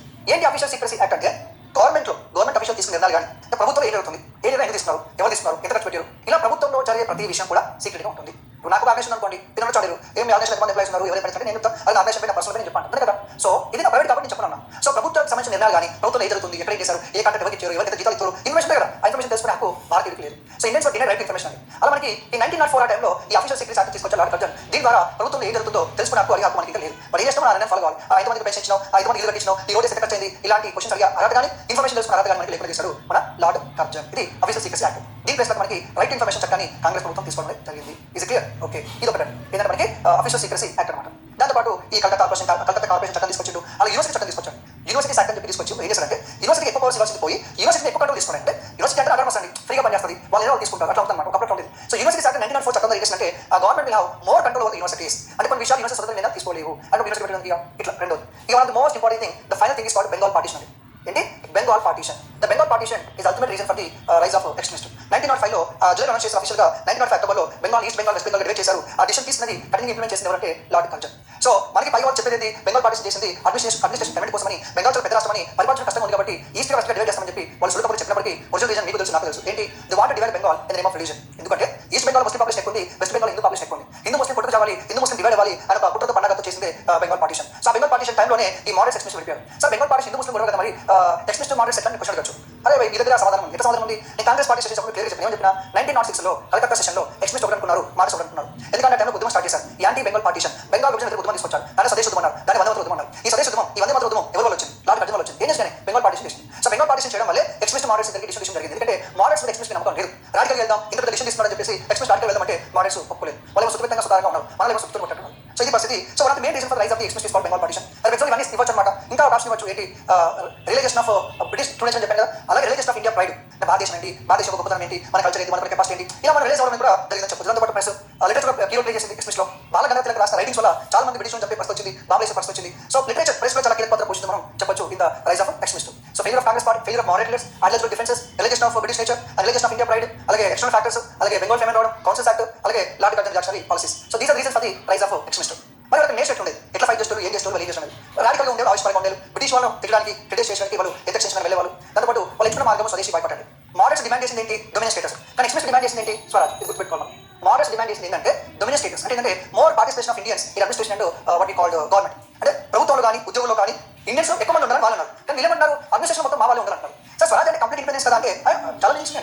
స్వరాజ్యం అంటారు, పూర్ణ స్వరాజ్ అంటారు. స్వరాజ్ అంటే స్వతంత్రంగా పరిపాలించారు, స్వరాజ్యం మా రాజ్యం రావాలి. కానీ ఇక్కడ ఎప్పుడు కూడా కూడా స్వరాజ్యం అంటే కంప్లీట్ ఇండిపెండెన్స్ అనుకున్నప్పుడు కూడా వీళ్ళు స్వరాజ్ ఉద్దేశం ఏంటనుకుంటారు, కింద స్థాయి పరిపాలన ఏం చేస్తాం, పై స్థానం మీరు ఉండరు, అంటే పూర్తి అటర్మస్ ఇచ్చేయండి. అంటే బ్రిటిష్ తో బంధం తెగిపోకూడదు. బ్రిటిష్ మన పైన అట్లా ఉంటాడు, మన పరిపాలన మనం వేసుకుంటాం. కానీ అల్టిమేట్ మనం అంటే బ్రిటిష్ ఉంటారు అనమాట. అంటే ఫర్ ఎగ్జాంపుల్ విలేజ్ అనుకోండి, విలేజ్ కంప్లీట్ పరిపాలన ఊరు వదిలేస్తాం. కానీ అన్ని ఎవరి కంటే ఉంటాయి, స్టేట్ గవర్నమెంట్ కంటే ఉంటుంది. అర్థమైంది ఇప్పుడు ఒక విలేజ్ అనేది సర్పంచ్ వార్డు మెంబర్ వదిలేస్తాం, అనేది వాళ్ళు చేసుకుంటారు, డబ్బులు పెట్టుకుంటారు, ట్యాక్స్ చేసుకుంటాం. కానీ అన్ని విలేజ్ కంటే ఉంటుంది, స్టేట్ గవర్నమెంట్ కంటే ఉంటుంది. సో ఈ విధంగా మన పరిపాలన మనం చేసుకున్నా మన బ్రిటిష్ ఉండాలి. So self rule with in the British umbrella, self rule with in the British empire ఇది నథింగ్ బట్ స్వరాజ్ అనమాట. సో ఈ ముచ్చట వాళ్ళు స్వరాజ్ డిమాండ్ చేశారు. దీనికోసం ఎంచుకున్న మార్గము స్వదేశీ బాయ్కాట్. స్వదేశీ వస్తువుని వాడాలి, విదేశీ వస్తువుని బాయ్కాట్ చేయాలి. ఈ వాళ్ళు ఎంచుకున్న మార్గం అనమాట. అలాగే ఇందాక చెప్పిన ప్రశ్న వాడుకున్నారు. తిలక్ గారు అయితే కేసరి అని, మరాఠీ అని, అలాగే మన అరవింద్ ఘోష్ గారు, అలాగే బిపిన్ చంద్రపాల్ గారు, అలాగే లాల్ లజపత్ రాయ్ గారు వాళ్ళు రాసిన ఆర్టికల్స్ కానీ సో ప్రశ్న చాలా ఎక్కువ యూస్ చేస్తున్నారు. ఇంకోటి ఈ టైంలో రెండు ఉద్యమాలు జరిగాయండి. యాక్చువల్గా ఆ రెండు ఉద్యమాలు ఏంటంటే ఒకటి వచ్చేసి స్వదేశీ ఉద్యమం అండి. ఒకటి స్వదేశీ ఉద్యమం 1905 నుంచి జరిగింది, 11 వరకు 1 ఇయర్ తీసుకుంటాం మామూలుగా. సో స్వదేశీ ఉద్యమం ఒకటి జరిగింది. హోమ్ రూల్ మూవ్మెంట్ అనేది 1916 to 17 జరిగింది. అంటే 1885 to 1905 ఆ టైంలో మోడల్స్ ఒక ఉద్యమం కూడా చేయలేదు, అంతమంది డిస్కస్ చేయలేదు, కేవలం లీడర్స్ డిస్కస్ చేశాం. But 1905 to 1920 there are two movements ఆగి ఎక్స్ట్రీమిస్ట్ రెండు ఉద్యమాలు చేశారండి. ఒకటి స్వదేశీ ఉద్యమం 1905 to 1911 టైంలో, అలాగే హోమ్ రూల్ మూవ్మెంట్ 1916 to 17. స్వదేశీ ఉద్యమం కాంగ్రెస్ పార్టీ కలిపి నిర్ణయం తీసుకొచ్చేశారు. హోమ్ రూల్ ఉద్యమాన్ని ఇద్దరు లీడ్ చేస్తున్నారు, ఒకరు బాల గంగాధర్ తిలక్ గారు, ఇంకొకరు ఎన్వి సెంటర్ అనమాట. తర్వాత కాంగ్రెస్ పార్టీ సపోర్ట్ చేశారు, బట్ ఇండివిజువల్ లీడ్ చేసిన మూవ్మెంట్ హోమ్ రూల్ మూవ్మెంట్. ఇలా కేవలం రెండు ఉద్యమాలు మాత్రమే చేశారు మన extremist people. Let us discuss about the extremist leaders. So there are many leaders are there, but out of which we have some important people. Bal Gangadhar Tilak, Lal Lajpat Rai. Actually మనం ఏమంటామంటే రాడు కూడా లాల్ లజపత్ రాయ్ రాసిన కానీ యాక్చువల్గా లాల్ లజపత్ రాయ్ అని కరెక్ట్ అన్నమాట. అది బట్ మనం రాసుకుంటున్నాం. బిపిన్ చంద్రపాల్ అండ్ అరవింద్ ఘోష్. సో ఇది ముగ్గురు తెలుసుగా మనకి త్రిమూర్తి లాగా పిలుస్తుంటాం, లాల్ బాల్ పిలుస్తుంటాం. సో లాల్ లజపత్ రాయ్ పంజాబ్ సంబంధించిన వాళ్ళు, అలాగే బాల గంగాధర్ తిలక్ మహారాష్ట్రకు సంబంధించిన వాళ్ళు, అలాగే బిపిన్ చంద్రపాల్ బెంగాల్ సంబంధించిన వాళ్ళు. వీళ్ళు ముగ్గురు డిఫరెంట్ ప్రాంతానికి సంబంధించిన వాళ్ళు, ఇది గుర్తుపెట్టుకోండి. ఇంకోటి ఏంటంటే వీళ్ళు ముగ్గురు కాంగ్రెస్ పార్టీలో జాయిన్ అయ్యారు, ఎక్స్ట్రీమిస్ట్గా ఉన్నారు, మూవ్మెంట్ లీడ్ తీసుకున్నారు. మన తిలక్ గారి పేరు ఎక్కువ మంది వింటామంటే ఎస్పెషల్లీ స్వదేశ్ మూవ్మెంట్ కానీ, స్వరాజ్ పదం గురించి కానీ, అండ్ రాష్ట్ర అగ్రెసివ్ ఆర్టికల్ గురించి కానీ. ఇంకోటి ఏంటంటే హోమ్ రూల్ ఉద్యమం చేశారు. ఇంకా లాల్ లజపత్ రాయ్ గారు ఫస్ట్ నుంచి అగ్రెసివ్, ఆయన అమెరికాకి వెళ్ళారు, పంజాబ్లో ఆర్య సమాజంలో మెంబర్గా ఉన్నారు. ఆర్య సమాజ్ ఇన్స్పిరేషన్ ఎక్కువ ఉంటుంది మన లాల్ లజపత్ గారికి. One point of time Muslims separate country ఉండాలని ఒక మాట అనడం జరిగింది లాల్ లజపత్ గారు. అండ్ 1928 చంపారు. బిపిన్ చంద్ర మన బాల గంగాధర్ తిలక్ గారు 1920 చంపారు బాల గంగాధర్ తిలక్ గారు. అలాగే లాల్ లజపత్ రాయ్ గారు 1928 చంపారు. బిపిన్ చంద్రపాల్ గారు నాకున్న ఐడియా ప్రకారం అయితే 1932 చంపారు. ఎందుకు ఇలా చంపారంటే ఇయర్ చెప్తారంటే వాళ్ళు ఏ టైం వరకు ఐడియా ఉంటుంది. సో మనకి బాల గంగాధర్ తిలక్ గారు 1920 చంపారని చెప్పాను. దట్ మీన్స్ 1920 ప్రస్తావన ఉండదు, ఆయన కాంట్రిబ్యూషన్ ఏది ఉండదు. సో లాల్ లజపత్ రాయ్ గారు 1928 చంపారని చెప్పాను. ఆ తర్వాత కాంట్రిబ్యూషన్ గురించి ఆలోచన ఉండదు, మీ మైండ్ ఉంటుంది ఫస్ట్ మేబీ ఈయన చేస్తారు ఆయన చేస్తారు, అప్పుడు కన్ఫ్యూజన్ ఉంటుంది. ఇది క్లియర్. అరవింద్ ఘోష్ గారు అయితే ఇంకా 1909 తర్వాత ఆయన బ్రతికే ఉన్నప్పటికీ కూడా అరవింద్ ఘోష్ గారు పాలిటిక్స్ లో లేకుండానే పాలిటిక్స్ నుంచి ఎగ్జిట్ అయిపోయానే ఒక స్పిరిచువల్ గురుగా మారిపోయారు అరవింద్ ఘోష్ గారు. అంటే అర్థం ఏంటంటే 1920 తర్వాత మనకి లాల్ లజపత్ గారు ఉన్నారు అంతే. దాని తర్వాత మనకి బాల గంగాధర్ తిలక్ గారు చనిపోయారు. బిపిన్ చంద్రపాల్ గారు 1920 తర్వాత పాలిటిక్స్ ఎగ్జిట్ అయిపోయారు. చూడండి తిలక్ గారు 1920 చనిపోయారు, ఈయన ఒకరు ఉన్నారు. 1979 అమెరికా పోయారు. బిపిన్ చంద్రపాల్ గారు బ్రతికే ఉన్నారు, కానీ 1920 తర్వాత పాలిటిక్స్ ఎగ్జిట్ అయిపోయారు. అరవింద్ ఘోష్ గారు 19 తర్వాత ఎగ్జిట్ అయిపోయారు. అర్థం ఏంటి 1920 తర్వాత ఒక మేజర్ ఎక్స్ట్రీమిస్ట్ లీడర్ లేరు. సో అప్పుడు గాంధీ గారి క్రేజ్ అనేది 1915 నుంచి 1920 వరకు గాంధీ గారి ఇంటికి రావడము, సముద్ర ఆశ్రమం పెట్టడము, దేశవ్యాప్తంగా తిరగడము, అలాగే Champaran satyagraha, Ahmedabad textile mill strike, Kerala satyagraha ఇవన్నీ చేస్తున్నారు గాంధీ గారు. ఒకవైపు గాంధీ గారికి మైలేజ్ పెరుగుతుంది, కాంగ్రెస్ ఇంపార్టెంట్ ఎదుగుతున్నారు. ఇంకోవైపు మోడల్స్ చాలా మంది చనిపోయి చెప్పాను. 1915 కల్లా మన గోపాల్ శుక్లా చనిపోయారు, ఫిరోజ్ షా 1906 లోనే, అలాగే మధుసూదన్ తాజ్ గారు చనిపోయారు, ఇంకొకరు మన దాదా నవరోజ్ గారు చనిపోయారు. ఇలా చాలా మంది ఇంపార్టెంట్ మోడరేట్ లీడర్స్ ఎక్స్పీరియన్స్ చనిపోవడం కానీ పాలిటిక్స్ చనిపోవడం తక్కువ చనిపోయారు. ఆ పార్టీ 5 సంవత్సరాలు గాంధీ గారి ఇమేజ్ పెరుగుతుంది. సో 1920 కల్లా కాంగ్రెస్ పార్టీకి లీడర్ ఎవరు, మన దేశం లీడర్ ఎవరు ఆలోచిస్తే గాంధీ గారు కనపడ్డారు. 1920 నుంచి మన గాంధీ మూవ్మెంట్ పెరగడం జరుగుతుంది. ఇది క్లియర్. ఓకే, అలా discuss the first person Bala Gangadhar Tilak. So Bala Gangadhar Tilak రాసి యాక్చువల్లీ బాల్ గంగాధర్ తిలక్ ఈ స్పెల్లింగ్ మార్చవచ్చు, బట్ అలా మనం రాస్తాం కాబట్టి మీకు ఎగ్జామ్ చెప్పడం స్పెల్లింగ్ రావడం జరిగింది. మనం బాల గంగాధర్ తిలక్ చదువుకున్నాం, ball Gangadhar Tilak. Okay, ball Gangadhar Tilak the first true mass leader of India. భారతదేశంలో స్వాతంత్ర ఉద్యమంలో మాస్ లీడర్ ఎవరైనా అంటే గాంధీ గారి ముందు మన తిలక్ గారు. సో 23 జూలై 1856 లో పుట్టారు, 1 ఆగస్టు 1920 చనిపోవడం జరిగింది. మాస్ ఎందుకంటే 1885 నుంచి 1905 వరకు ఉద్యమాలు ఒక రకంగా జరుగుతూ ఉంది. మోడర్న్ టైంలో వాళ్ళు మాస్ దగ్గర వాళ్ళు కాదు, మాస్ పట్టుకున్న కాదు, మాస్ ఒకటి మిగిలించారు కాదు. ఎంతసేపు రాజ్యాంగం, కాన్స్టిట్యూషన్ చట్టాలు ప్రెస్ తప్ప మిగతా ఏ వ్యాపారాలు వీళ్ళకి లేవు. ఇంకోటి మీకు అల్టిమేట్ తెలుస్తుంది, మోస్ట్ ఆఫ్ ది మోడరేటర్స్ వాళ్ళు ఇంగ్లాండ్లో చదువుకున్నారు, అక్కడే చాలా మంది ఉంటారు. రోజు గారు 1890 నుంచి 1995 ఇంగ్లాండ్లో ఉన్నారు. ఇంకోటి మీకు తెలుసు డబ్ల్యూసీ బెంచ్ గారు, మధుసూదన్ దాస్ గారు అసలు 1885 to 1905లో సగం రోజులు లండన్లో ఉన్నారు. చదువుకోవడమో, ఉద్యోగం చేయడమో, వ్యాపారం చేయడమో, అసలు లాయర్ అవ్వడమో, మ్యాక్సిమం టైం అంతా కూడా లండన్లో గడిచిపోయింది. సో అదనమాట. సో వీళ్ళు మాస్ పట్టించుకోలేదు. తిలక్ గారు వచ్చిన తర్వాతనే ఈ మాస్ దగ్గర అవడం అనేది మాస్ ఉద్యమంలో పాల్గొనడం జరిగింది. ఎందుకంటే ఆయన స్పీచ్ కానీ ఆయన రైటింగ్స్ కానీ ఇప్పుడు నేను ఎప్పుడు చెప్తాను, తెలంగాణ దోమ చెప్తా ఉంటాను. టీఆర్ఎస్ పార్టీ పక్కన పెట్టండి. రియాల్లో అప్పుడు ఉద్యమం గురించి మాట్లాడితే కేసీఆర్ గారు ఎక్కడికి వెళ్ళినా తెలంగాణ యాసలో మాట్లాడంటే మీ జనాలు స్టార్ట్ అవ్వాల్సింది. సో తెలంగాణ ఉద్యమం అంతమంది విద్యార్థులు త్యాగం చేశారు, అవన్నీ వేరే వచ్చారు. కానీ చివరి దశ అయితే ఉందో 1991 తర్వాత చివరి దశ కేసీఆర్ గారు దగ్గర స్పీచ్ చేశారు. దాంట్లో జనాన్ని మమేకించడం, జనాన్ని కలుపుకోవడంలో కేసీఆర్ గారి స్పీచ్ అనేది చాలా కీరోట్ వేసింది. కేసీఆర్ అచ్చుడు తెలంగాణ అచ్చుడు మరి ఇందులో పెట్టలేదు అంటే ఆ స్పీచ్ ఒక మాస్ దగ్గర స్పీచ్ అన్నమాట. వైఎస్ రాజశేఖర్ గారు ఉన్నారు అని ఎక్కడికైనా కూడా అక్కలరా చెల్లరా తల్లులరా అని చెప్పేసి సో కామన్ మ్యాన్ కి దగ్గరే భాష ఉంది. ఎన్టీఆర్ గారు అట్లా చాలా అనుకోండి. ఇలా మాస్ అనేది ఉంటుంది చూసారా, చాలా ఇంపార్టెంట్. సో మాస్ పీపుల్ బాగా పాల్గొనంటే మన రీజన్ బాలగంగ తెలంగాణ చెప్పొచ్చు. సరే తెలంగాణ బోర్డు టైటిల్స్ ఉన్నాయండి. ఒకసారి మన టైటిల్స్ కనుక తీసుకున్నట్టయితే the uncrowned prince of India, మకుటం లేని మహారాజు, మకుటం లేని మహారాజు, the uncrowned prince of India. Okay, ఇంకా లోకమాన్య ఏంటి, లోకమాన్య ఎవరు, బాలగంగాధర తిలక్. ఇక బ్రిటిష్ ఒక పుస్తకం రాసి బ్రిటిష్ వచ్చి టైటిల్ మనం పెట్టినట్టు బ్రిటిష్ టైటిల్ ఏంటంటే the father of Indian unrest, the father of Indian unrest. అంటే భారతదేశంలో అశాంతి ఉంది కదా, అశాంతి అండ్రెస్ట్, భారతదేశ అశాంతి పితామహుడు ఎవరంటే బాలగంగాధర తిలక్ అని చెప్పేసి వాలంటైన్ చిర్నోల్ ఎవరైనా అంటే వాలంటైన్ చిర్నోల్ అనే వ్యక్తి ఈ టైటిల్ తిలక్ ఇవ్వడం జరిగింది. సో వాలంటైన్ చిర్నోల్ గివెన్ టైటిల్ కాదు the father of Indian unrest. Tilak గారికి పుస్తకం ఇచ్చాడు, తిలక్ గారిని క్రిటిసైజ్ చేశారు, కేసేశారు, అంత తర్వాత వచ్చినాం. ఓకే, సో ఇది కూడా టైటిల్స్ ఏంటంటే Tilak titles uncrowned prince of India అంటారు. లోకమాన్య అంటే లోకమాన్య టైటిల్ అంటే 1916-17 మనకు హోమ్ ఉద్యమం జరుగుతున్నప్పుడు ఈ లోకమాన్య అని చెప్పేసి పీపుల్స్ లీడర్ అని చెప్పి తిలక్ గారికి కూడా జరిగింది. The first true mass leader of India అని చెప్పి చెప్పడం జరిగింది. సో ఇది బాలగంగాధర తిలక్ గురించి. తిలక్ గారి గురించి ఇంకోటి మనం ఏ రోజు డీటెయిల్స్ ఈ రోజు తిలక్ గురించి. ఫస్ట్ తిలక్ గారు గ్రాడ్యుయేషన్ చేశారు, పోస్ట్ గ్రాడ్యుయేషన్ చేశారు, సేమ్ అందరిలాగా లాస్ట్ అవడం మ్యాథమెటిక్స్ చదివారు. యాక్చువల్లీ ఫస్ట్ గ్రాడ్యుయేషన్ మ్యాథమెటిక్స్ చేశారు. మ్యాథమెటిక్స్ చేసిన తర్వాత మ్యాథ్స్ లెక్చర్ వర్క్ చేశారు కాలేజ్లో. అక్కడ మానేసిన తర్వాత మళ్ళీ లా చదవడం డిసైడ్ అయ్యారు. దాని మధ్యలో వదిలేశారు. టీచర్ తిలక్ గారు ఒక టీచర్ అనమాట. తర్వాత ఈ పాలిటిక్స్ చూసి దేశం మీద మమకారం అవ్వడంతో 1890 కాంగ్రెస్ పార్టీలో చేరారు. సో తిలక్ గారు కాంగ్రెస్ పార్టీలో చేరే ముందు టీచర్ పార్టీ గురించి గుర్తుపెట్టుకోండి. ఇంకోటి డెక్కన్ ఎడ్యుకేషన్ సొసైటీ అని చెప్పేసి కొంతమంది కలిసి స్థాపించారు మన బాలగంగాధర తిలక్ గారు. అదొకటి. ఇంకో పాయింట్ చెప్తున్నాను, ఫస్ట్ మాత్రం చెప్పాను కదా, ఈ also kind of conservative person. ఎందుకంటే వీళ్ళకి బ్రాహ్మణ్ ఫ్యామిలీ అనమాట. మన తిలక్ గారు బ్రాహ్మణ్ ఫ్యామిలీ సంబంధించిన కన్జర్వేటివ్ అంటే కొంచెం మతము ఇవన్నీ కొంచెం ఇంపార్టెన్స్ ఇస్తారు అనమాట. మన భాషలో చెప్పాలంటే చాలా మంది పాతాలు ఉంటారు కదా, వాళ్ళు కొంచెం సాంప్రదాయాలు పట్టింపులు ఎక్కువ ఉంటాయి అనమాట. అది స్నానం చేస్తారు అంటే ఇలా కూడా ఆడే అనమాట. సో ఇది conservative. 1891 council 1891 age of consent act వచ్చింది. 1891 ఏజ్ ఆఫ్ కన్సెంట్ యాక్ట్ వచ్చింది. దాని ప్రకారం ఏంటంటే చైల్డ్ మ్యారేజ్ సంబంధించి ఒక చట్టం తీసుకొచ్చి 12 సంవత్సరాల వయసు పైన ఉంటే పెళ్లి చేసుకోలేక చట్టం తీసుకొచ్చారు. దాన్ని వ్యతిరేకించి మన బాలగంగాధర తిలక్. దాని అర్థం చైల్డ్ మ్యారేజ్ వ్యతిరేకం కాదు, కానీ తిలక్ గారి ఉద్దేశం ఏంటంటే who the help this British to involve in our affairs. అంటే భారతదేశం యొక్క సంప్రదాయంలో కానీ మత విశ్వాసాలు కానీ జోక్యం చేసుకోవాలి బ్రిటిష్ వాడు ఎవరు ఏదంటే ఉంటే మనం మార్చుకున్నాం, మనం చర్చించుకున్నాం. సో బ్రిటిష్ వాడు మన భారతదేశ యొక్క మతాల్లో జోక్యం చేసుకోవడం ఇష్టం లేదు తిలక్ గారికి. ఆ పాయింట్ ఆఫ్ వ్యూ ఆయన వ్యతిరేకించని చెప్పి చెప్తూ ఉండేవాడు. ఆ tried expect Tilak is nature. ఆయన టీచర్ వర్క్ చేశారు, పొలిటీషియన్ అయ్యారు, దాంతోపాటు మాస్ లీడర్ చెప్పాను, దాంతోపాటు ఆయుషం చాలా ఎక్కువ, అనుకున్నట్టు సాధించే టైప్ అనమాట. ఫ్రమ్ బిగినింగ్ చిన్నప్పటి నుంచి ఆ టైప్ తిలక్ గారు. ఇంకా బ్రిటిష్ వాడిని ఎటువంటి లెక్క చేయకుండా ఆయన ఏదనిపిస్తుంది జనంలో పెట్టేవారు అనమాట. ఆ కేసరి గారిని వాటి అని చెప్పి జనం చేశారు. ఆ రోజు బ్రిటిష్ వాళ్ళకి వ్యతిరేకంగా అంత అగ్రెసివ్ రాయడం మామూలు విషయం కాదు. అది ఎంతో కొంత ఆ దిగుపు ధైర్యం తప్ప ఎవరు అట్లా ఆర్టికల్స్ అక్కడ వ్యతిరేకంగా రాయలేరు. అది తిలక్ గారు రాశారనమాట. ఈ రాసిన రైటింగ్స్ ని చాలా మంది యంగ్ జనరేషన్ ఇన్స్పైర్ అయిపోయి ఉద్యమంలోకి వచ్చారు. దాంతోపాటు బ్రిటిష్ వాళ్ళు చంపడానికి కూడా రెడీగా ఉన్నారంటే ఈ రైటింగ్స్ ఎంత ఇన్స్పైరింగ్ ఉంటాయి అనేది ఆ విషయం కూడా అర్థం చేసుకోవచ్చు అనమాట. Okay, next one of the two important factors in India, Ganesh festival, Shivaji festival. సార్వజనిక శివాజీ, సార్వజనిక గణేష్ సభ అని చెప్పి అంటుంటారు. దాన్ని సార్వజనిక అంటారనమాట. ముందు పాదం ఉంటుంది. గణేష్ ఫెస్టివల్ స్టార్ట్ చేసింది తిలక్ గారు, అది మహారాష్ట్రలో. అందుకే గణేష్ ఫెస్టివల్ ఎవరి మనకి మొబైల్ జరుగుతూ ఉంటుంది. అంటే అంతమంది గణపతి దేవుడు లేడా, మన పూజ చేయలేదా, వినాయక చవితి రాలేదా అని ప్రశ్న వేయచ్చు. గణేష్ ఉన్నాడు, వినాయక చవితి ఉంది, పూజ అన్నీ ఉన్నాయి. కానీ అప్పుడు ఏంటంటే ఇళ్ళలో జరిగేది, ఎవరిలో పూజ చేసిన వాళ్ళు అన్ని కార్యక్రమాలు అంతమందికి ఉన్నాయి. కానీ సామూహికంగా జనాలు బయటకు వచ్చి ఒక గదిలో విగ్రహం పెట్టుకుని పూజించడం అనే కాన్సెప్ట్ చూసారా, అది తిలక్ గారు తీసుకొచ్చారు. అంటే కొంచెం హిందుత్వ అంటే అరే ముస్లిం మసీద్కి వెళ్ళినప్పుడు అలాగే ఒక హిందూ కూడా దేవుడు పూజించుకోవచ్చు కదా, అదనమాట. సో ముస్లిం నమాజ్కి వెళ్తే ముస్లిం అని అంటారు, హిందూ టెంపుల్కి వెళ్తే హిందుత్వాన్ని బాగా ఎందుకు వస్తుంది అర్థం కాదు. అలాంటి హిందూ ముస్లిం రిఫ్ తీసుకోవాలి, అంతే స్మార్ట్ చెప్తాను. సో తిలక్ గారు రెండు దేశం ఒక హిందూ మతం గురించి హిందూ మతం కాపాడుకోవాలి అని ఆలోచన ఉంటుంది. రెండోది ఏంటంటే యూత్ ని కొంచెం అట్రాక్ట్ చేయాలి, యూత్ ని బాగా పార్టిసిపేట్ చేయాలి. సో జనాలు తప్పిన పురుగులు అని తిలక్ గారు అనమాట. అంటే గణేష్ ఫెస్టివల్ అప్పుడు స్టార్ట్ చేశారు. సామూహికంగా విగ్రహాలు పెట్టడం ఆ కాన్సెప్ట్ ఆర్య సమాధి తీసుకోవడం, మళ్ళీ హైదరాబాద్ ఆర్య సమాధి వచ్చినప్పుడు 1835లో ఇక్కడ స్టార్ట్ చేశారు. సరే, ఇంకోటి శివాజీ ఫెస్టివల్, శివాజీ గారి బర్త్డే సందర్భంగా శివాజీ గారు పూజించడం, ఆయన విగ్రహాలు పెట్టడం, కోట నిర్మించడం, ఈ కైండ్ ఫెస్టివల్ కూడా మన తిలక్ గారు తీసుకోవడం జరిగింది. ఇంకోటి ఏంటంటే అఖాదాస్ అని చెప్పి ఏర్పాటు చేశారు. అఖాదాస్, ఈ అఖాదాస్ యొక్క స్పెషాలిటీ ఏంటంటే ఫిజికల్ ట్రైనింగ్ సెంటర్. యూత్ అనే వాళ్ళతో ఫిజికల్ స్ట్రాంగ్ ఉండాలి, హెల్తీగా ఉండాలి, స్ట్రాంగ్ ఉండాలి, అప్పుడు నిర్ణయాలు తీసుకోవచ్చు, ఉద్యమాలు చేసి చేయొచ్చు అనమాట. ఫిజికల్ కి చాలా ఇంపార్టెన్స్ తిలక్ గారు. సో ఇంకోటి ఏంటంటే one of the main reason for this establishment of అఖాదాస్ ఏంటంటే ప్రొడక్షన్ ఆఫ్ కౌస్. చాలా మంది ఆవుల్ని చంపేస్తుంటారు తినడానికో దాంట్లో దీంట్లో పక్కన పెట్టేస్తే. సో యాంటీ కౌ కిల్లింగ్ అనమాట. గోవుల్ని వధించడం చూసారా, దాని వ్యతిరేకంగా. సో గోవుల్ని కాపాడుకోవాలి, ప్రొటెక్షన్ ఆఫ్ కౌ అని చెప్పొచ్చు క్లియర్గా. అలా ఆయన అఖాదాస్ ఏర్పాటు చేయడం బాలగంగాధర తిలక్ గారు. సో 1893 కాంగ్రెస్ పార్టీ అయ్యారు, గణేష్ ఫెస్టివల్ స్టార్ట్ చేశారు, శివాజీ ఫెస్టివల్ స్టార్ట్ చేశారు. అని 1897లో పూనాలో 1897 పూనాలోనే ఈయన ఇండియాలో స్వదేశ ఉద్యమం స్టార్ట్ చేశారు. ఇండియన్ స్వదేశ ఉద్యమం ఏంటంటే విదేశీ వస్త్ర బహిష్కరణ, విదేశీ వస్త్ర ధారణం అనమాట. అంటే బ్రిటిష్ వాళ్ళకి సంబంధించిన క్లోజ్ ఏవైతున్నాయో అవి తీసుకొచ్చి కాల్చడం జరిగింది. అంటే విదేశీ వస్త్ర బహిష్కరించడం, స్వదేశీ వస్త్ర పోవడం పెద్ద ఉద్యమం జరగలేదు, బట్ ఒక రకంగా స్వదేశీ ఉద్యమం చెప్పొచ్చు. అట్లా తిలక్ గారు అప్పటి నుంచి పార్టిసిపేట్ చేశారు. నో ట్యాక్స్ మూవ్మెంట్ తీసుకొచ్చారు అప్పుడే మహారాష్ట్రలో. దీని తర్వాత మనకి మంచి స్టేట్మెంట్స్ ఏంటి అంటే నేను చెప్తాను, సమయానికి కాకుండా చెప్తాను. సో మీకు మళ్ళీ క్లియర్ చెప్తాను. ఏంటంటే మోడరేట్స్ చెప్పండి, మోడరేట్స్ నుంచి ఏమని విమర్శించారు. Congress party meetings are holiday recreations. Congress party సమావేశాలు అనేవి ఒక హాలిడే రేఖ జాలీగా జరుపుకుంటారో అలాంటి పరిస్థితి ఉందని చెప్పేసి ఆయన చెప్పడం జరిగింది. బాలగంగాధర్ తిలక్ మాట్లాడారు. Swaraj is my birth I will అన్నారు. It is like tree, swaraj like root, swadeshi and by order branch చేసి బోర్డు స్టేట్మెంట్స్ ఇచ్చారు తిలక్ గారు. సో స్వరాజ్ అనే పదాన్ని ఎవరు వాడారని చెప్పేసి బోర్డు మనకు ప్రశ్న.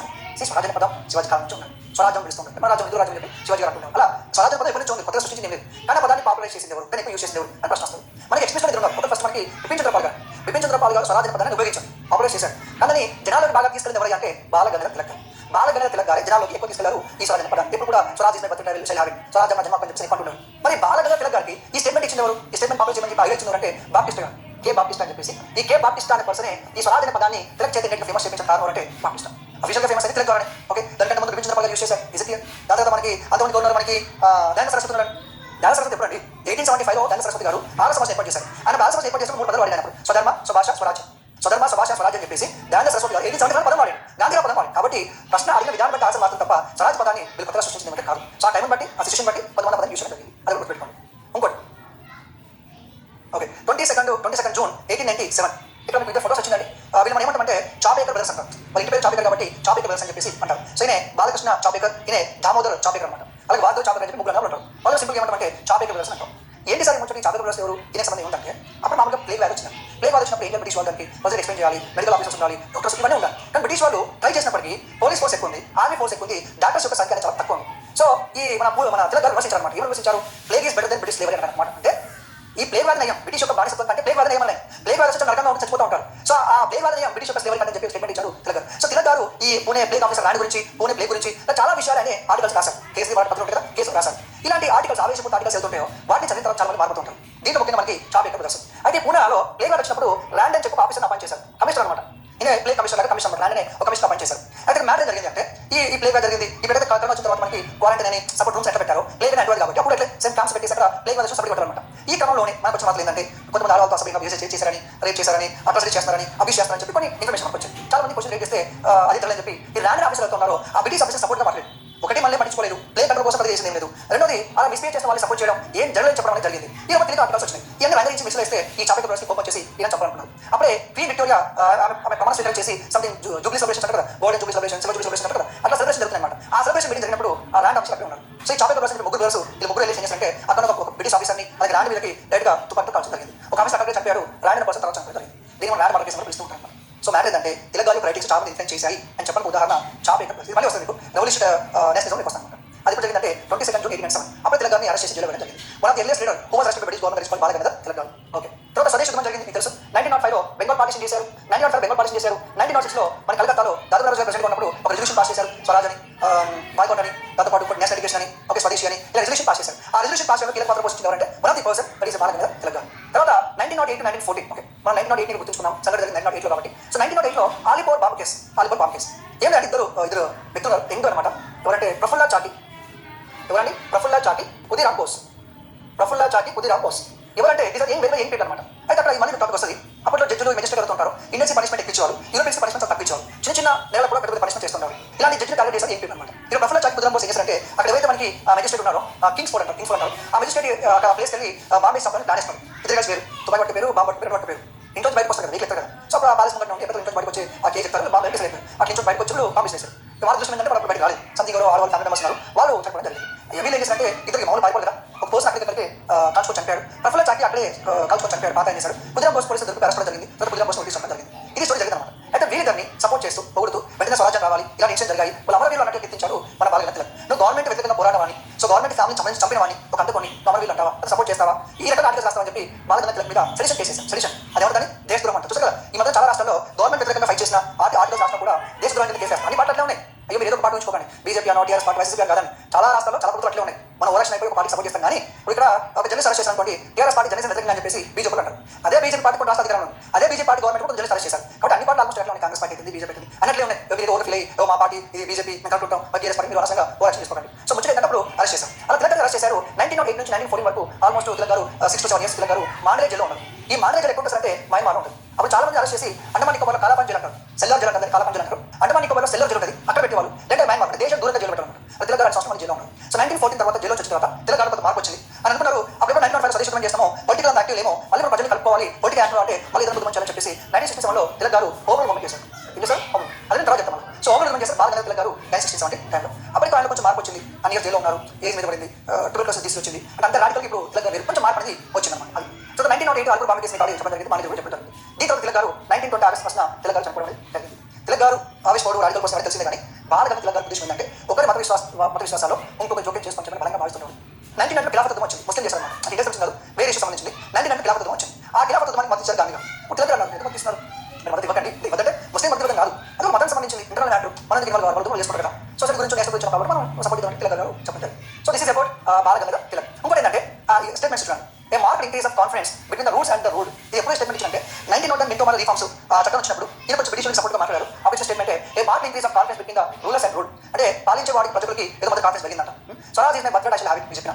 Congress party meetings are like all recreations. India is like a tree, swaraj is a root, swadeshi and boycott are its branches.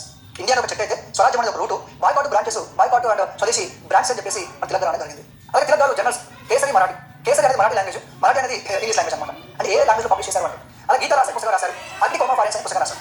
మామూలుగా ఆరెంజ్ మనకి ఏం వస్తుంది, ఆరు ఎక్కడి నుంచి వచ్చారు ఒకరు తీరి చెప్పారు. సో జ్ఞాన సరస్వతి ఏమన్నారు, ఆరు అనే వాళ్ళు టిబెట్ నుంచి వచ్చారు, బాలగంగతిలకి ఏమంటారు, ఆళ్ళు అట్టి నుంచి వచ్చారని చెప్పేసి అట్లా. అలాగే చెప్పండి కాబట్టి 1880లో డెక్కన్ డికెట్స్ సొసైటీని విష్ణు శాస్త్రి, చిప్లుంకర్, అలా గోవర్ గణేష్ అగర్కర్ వీళ్ళు ముగ్గురు కలిసి డెక్కన్ డికెట్స్ సొసైటీ స్థాపించారు. ఈ డెక్కన్ డికెట్స్ సొసైటీ వల్ల చాలా కొత్త ఇన్స్టిట్యూషన్స్ వచ్చాయి. ఫెర్గూసన్ కాలేజ్ వచ్చింది పూణేలో. ఆ ఫెర్గూసన్ కాలేజ్ దేని వల్ల వచ్చిందంటే ఈ డెక్కన్ డికెట్స్ సొసైటీ నుంచి వచ్చింది మనం చెప్పొచ్చు. ఆయన జర్నల్స్, ఆయన బుక్స్, ఆయన స్లోగన్స్, ఆయన పాల్గొన్న ఉద్యమాలు, ఆయన వే ఆఫ్ ఫైటింగ్, ఆయన గురించి కంప్లీట్ ఇన్ఫర్మేషన్ నేర్చుకోవడం జరిగింది. That is called Balaganga Tilak.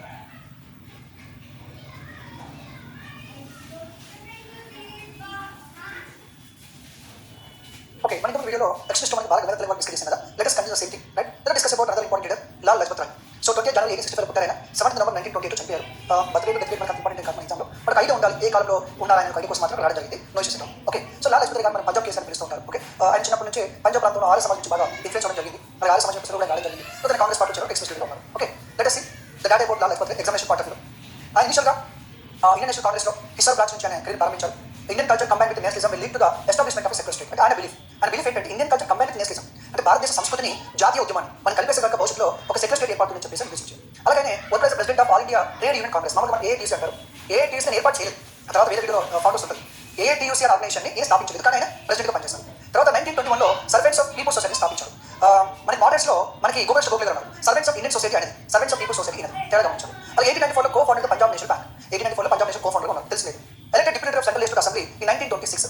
ఇక్కడ సెంట్రల్ లెజిస్లేటివ్ అసెంబ్లీ అంటే ఏంటి, అప్పుడు ఏది మన ప్రెసిడెంట్ పార్లమెంట్ పిలుస్తున్నామో ఒకప్పుడు దాన్ని సెంట్రల్ లెజిస్లేటివ్ అసెంబ్లీ అని పిలుస్తుంటాం. దానిలో డిప్యూటీగా వచ్చేసారు. ఓకే, 1928 మూడు resolution assembly refusing cooperation Simon commission. అంటే ఈ అసెంబ్లీలో బాగా ఉన్నారు, మామూలు అసెంబ్లీలో తీర్మానం పెడతారు కదా, ఏదో తీర్మానం పెడతారు కదా, అలా మన లాల్ లజపత్ రాయ్ ఏం చేస్తారంటే మూడే resolution in assembly refusing cooperation Simon commission. Exam అడుగుతాడు ఏమంటారంటే క్రింది వాళ్ళు which among the following leader so refused to report Simon Commission by passing the resolution. Simon Commission ని వ్యతిరేకిస్తూ తీర్మానం ప్రవేశపెట్టిన ఎవరు అడిగితే definitely got answer called Lal Lajpat Rai. Not Lala అంటే లాలా మనం రాస్తాం కానీ మన లాల్ లజపత్ రాయ్. ఓకేనా, సేమ్ పెట్టుకుంటారు. ఏఐటీసీ ప్రెసిడెంట్ గా ఉన్నారు, ఆర్య సమాజ్ వల్ల బాగా ఇన్ఫ్లుయెన్స్ అయ్యారు, సర్వెంట్స్ ఆఫ్ పీపుల్ సొసైటీ స్థాపించారు, Punjab national bank co founder గా ఉన్నారు, సెంట్రల్ లెజిస్లేటివ్ అసెంబ్లీ డిప్యూటీగా పనిచేశారు. అలాగే సైమన్ కమిషన్ వ్యతిరేకిస్తూ ఒక తీర్మానం కూడా అసెంబ్లీలో ప్రవేశపెట్టారు. ఈ బిట్స్ ఎగ్జామ్ పాయింట్ గుర్తుపెట్టుకోవాలి. నెక్స్ట్, ఓకే, దీని తర్వాత 1917 Indian home rule league of America. Usual 1916-17లో మన ఇండియాలో హోమ్ రిలీగ్ మూవ్మెంట్ జరిగింది. హోమ్ రూల్ అంటే సెల్ఫ్ స్వరాజ్ లెక్క అనమాట. అన్విసేట్ గారు వైపు, తిలక్ గారు వైపు ఉద్యమం నడిపించారు, డిస్కస్ చేస్తాం.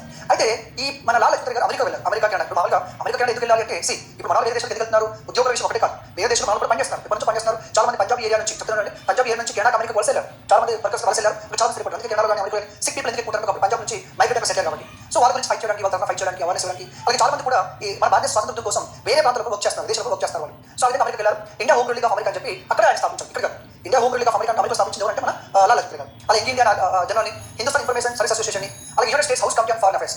అక్కడ united states house committee on foreign affairs అయితే ఉందో దాని కూడా రిపోర్ట్ కూడా మాట్లాడగానే చేయడం జరిగింది. తర్వాత 1928 సెషన్ కలకత్తాకి ఆయన ప్రెసిడెంట్ గా వర్క్ చేశారు. మీకు all list of Congress session చెప్పాను. సో 1920 కాంగ్రెస్ పార్టీ కలకత్తా, ఇది స్పెషల్ సెషన్, దీంట్లో ప్రెసిడెంట్ గా ఉన్నారు. ఇక్కడ ఇది మన నాన్ కోఆపరేషన్ మూవ్మెంట్ ఉంది కదా. సో నాన్ కోఆపరేషన్ మూవ్మెంట్ అయితే ఉందో ఆ నాన్ కోఆపరేషన్ ఉద్యమానికి సంబంధించిన రెజల్యూషన్ పాస్ చేశారు. Okay, right. దీని తర్వాత 30 October 1928 Lahore Simon go back. అసలు మీకు ఇంకా తెలియదు, చెప్తాను మళ్ళీ. 1927లో British government Simon commission announce చేసింది. 1927లో British government Simon commission announce చేసింది. ఇది క్లియర్. ఓకే, ఆ సైమన్ కమిషన్ 1928 వచ్చింది. కాంగ్రెస్ పార్టీ ఇండిషన్ తీసుకుందని చెప్పాను. So Congress party decided to boycott Simon commission. Why? Because there was no single Indian in Simon commission. All members are Europeans. There was no single Indian. So without Indian how can appoint committee? ఒక Indian లేకుండా committee ఎట్లా appoint చేస్తారు? That to the committee will decide the future of political future of India. ఒక భారతీయ లేకుండా ఎట్లా committee appoint చేస్తారని చెప్పి కాంగ్రెస్ పార్టీ బాయ్కాట్ చేయడం డిసైడ్ అయింది.